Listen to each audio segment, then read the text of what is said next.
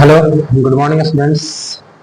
देखिए, जो second part था उसका, जब हमने आपका इलेक्ट्रिक सर्किट यानी इस कंपोनेंट का पढ़ा था, उस वीडियो में जो लास्ट का 4 मिनट पार्ट यानी कि यहाँ से, उसमें थोड़ी साउंड की प्रॉब्लम है।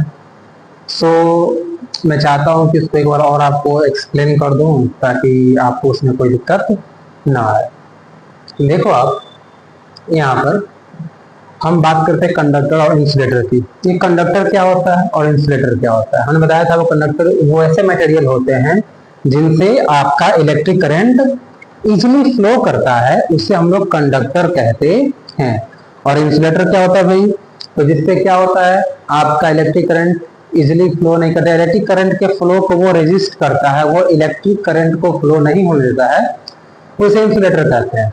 अब यहाँ कुछ ऑब्जेक्ट्स दिए हुए हैं, वो किस चीज के बने हुए हैं और हमें बताना है कि उससे लैंप ग्लो करेगा या नहीं है। इट मीन्स कि हमको ये पता करना है कि वो कंडक्टर या इंसुलेटर है। सबसे पहले देखो, आपका स्टिक है।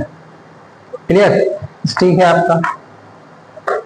ये स्टिक बना किसका होता है? लकड़ी का बना होता है ना। ये वुड का बना होता है, ठीक है। वुड से तो करंट पास होता नहीं है। इट मीन्स ये क्या है? इंसुलेटर है, तो ये लैंप को नहीं जलाएगा। और ये आपका इंसुलेटर है। ये क्या है? आपका इंसुलेटर है।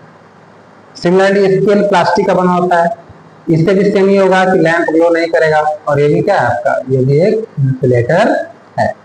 बैंगल ग्लास, ग्लास से भी करंट फ्लो नहीं करता है, तो ये भी लैंप को ग्लो नहीं कर पाएगा, तो ये भी क्या हो जाएगा? ये भी आपका एक इंसुलेटर हो जाएगा। पेपर के लिए भी सेम है। पेपर आपका ये भी एक इंसुलेटर होगा, बिकॉज यही पर ग्लो नहीं कर पाएगा। कैंडल वैक्स, ये भी आपका होगा इंसुलेटर। क्यों? क्योंकि कैंडल वैक्स जो होता है हाइड्रोकार्बन होता है, और हाइड्रोकार्बन जनरली क्या होते हैं? ये आपके नॉन कंडक्टर होते हैं, ये इंसुलेटर नेचर के होते हैं, ठीक है। तो ये भी क्या हो जाएगा? ये भी आपका इंसुलेटर हो जाएगा। अब देखिए, बात करते हैं की यानी मेटल है। ये जो की का मेटल है, ठीक है। तो मेटल तो आपको मैंने बताया है कि मेटल जो होता है इलेक्ट्रिसिटी का एक अच्छा कंडक्टर होता है मेटल, इसलिए क्या होगा? ये आपका गुड कंडक्टर होगा। यानी कि इसको जब ऐड करेंगे तो क्या होगा? आपका जो लैंप होगा वो ग्लो करना शुरू करेगा, यानी कि यहाँ हो जाएगा यस, लैंप ग्लो करेगा। अगर ग्लो कर दिया तो ये क्या हो गया? ये आपका हो गया कंडक्टर। ये क्या हो जाएगा? आपका कंडक्टर। अगेन रबर, रबर भी एक आपका इंसुलेटर होता है, ये भी आपका बल्ब ग्लो नहीं करेगा, ये भी क्या आपका? ये भी आपका एक इंसुलेटर है। आई होप कि आप समझ गए होंगे कंडक्टर इंसुलेटर के बारे में। अब देखो, बात करते हैं इसमें जो आपका सिल्वर होता है, जिसे हम लिखते हैं एजी।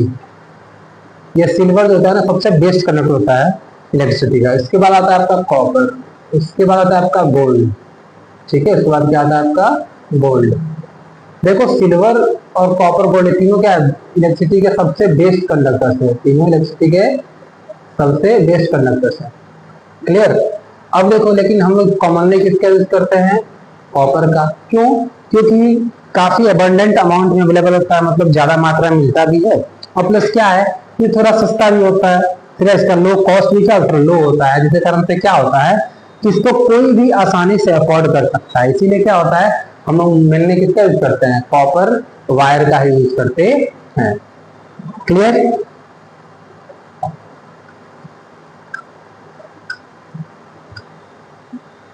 हम लोग यहाँ पे दिया भी है कि जिससे आपका करंट मीटर से फ्लो करता है, उसको गुड कंडक्टर बोलते हैं या कंडक्टर ऑफ इलेक्ट्रिसिटी कहा जाता है। जो मटेरियल करंट को पास नहीं करता उसे इंसुलेटर कहते हैं, या उसे पुअर कंडक्टर ऑफ इलेक्ट्रिसिटी कहा जाता है।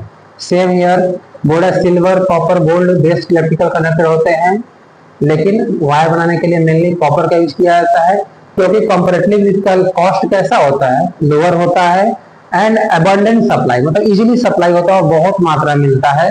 इसलिए क्या होता है, हम लोग जनरली आपका कॉपर का ही यूज करते हैं। अब एक क्वेश्चन था, बताया था हमने आपको कि हमारा बॉडी क्या होता है? एक कंडक्टर होता है। अगर हम किसी इलेक्ट्रिकल अप्लायंस को जिससे करंट पास हो रहा है, तो उसको हम टच करते हैं, अगर हम भीगे हुए तो शॉक लग सकती है, ठीक है।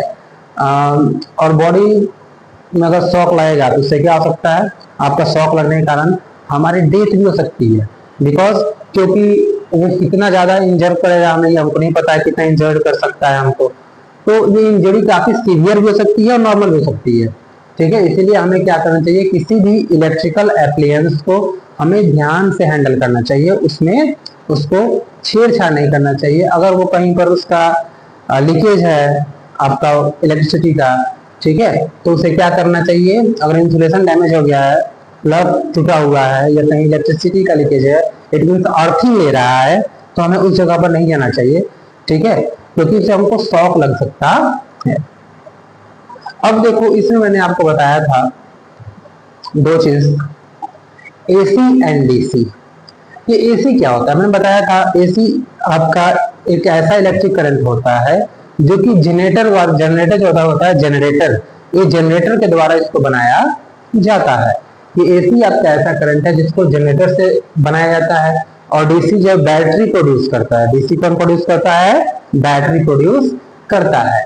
अब देखो, ये जो डीसी करंट है इसको बोलते हैं डायरेक्ट करंट और एसी को बोलते हैं अल्टरनेटिंग करंट। ये क्यों ऐसा, डायरेक्ट करंट इसलिए कहते हैं क्योंकि इसमें जो आपका होता है ना, करंट यूनिडायरेक्शनल फ्लो करता है, मतलब कि एक ही डायरेक्शन में, पॉजिटिव टर्मिनल पे नेगेटिव टर्मिनल। लेकिन आपने क्या आज तक ऐसा कोई एसी का अप्लायंस देखा है जिसमें प्लस माइनस दिया हो, नहीं।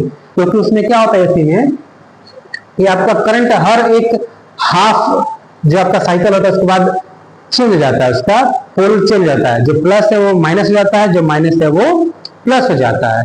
ठीक है, तो हर एक हाफ साइकिल के बाद वो चेंज होता है, इसलिए एक पूरा कंप्लीट साइकिल में एसी करंट जो 2 टाइम्स अपने पोल को चेंज करता है।